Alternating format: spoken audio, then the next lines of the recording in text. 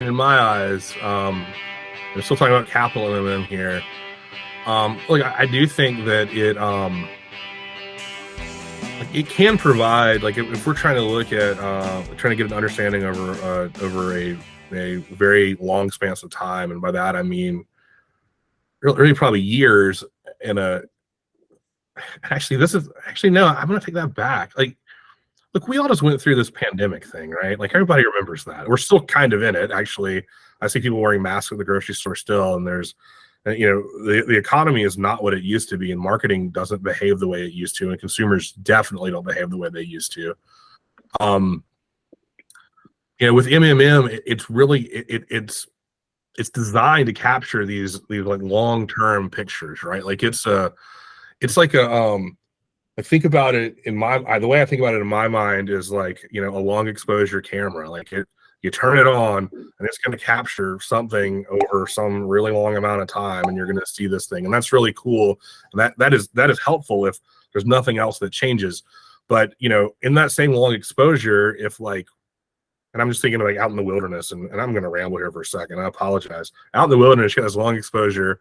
I'll go to Alabama for this. You got a long exposure out in the wilderness. You're trying to capture, sunlight, sunset or something, and an ivory-billed woodpecker flies by during that long exposure. You're not going to pick it up. You're not going to capture it with that.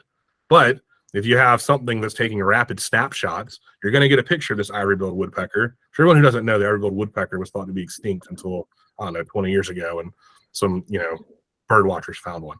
So that's why I went there. And Winston's from Alabama, so that's also why I went there. But so I mean, MMM, like, it's got, like, I can understand how for long-term planning, it ends up being this bulky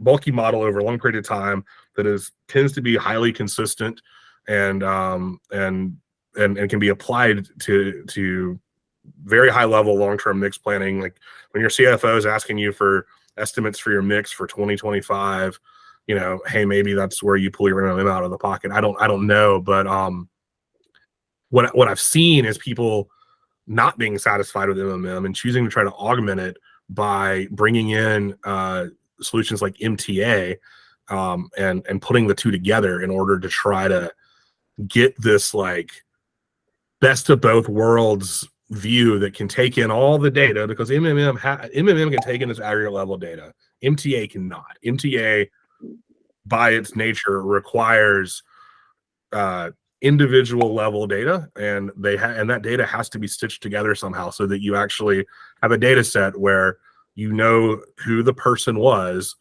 who had every single exposure on their journey to whatever outcome you're trying to measure.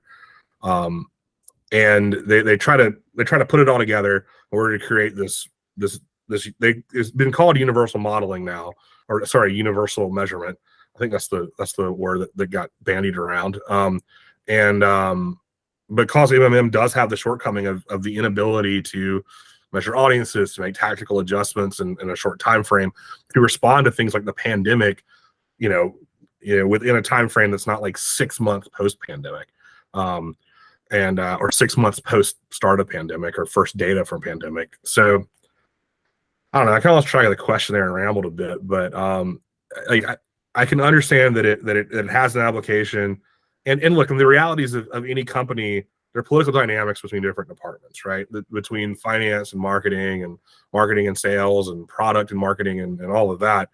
And there is a lot of value in having something that is very easy to explain to, let's say, your CFO, and is very consistent and conservative and standard, and it's something to point to justify a budget.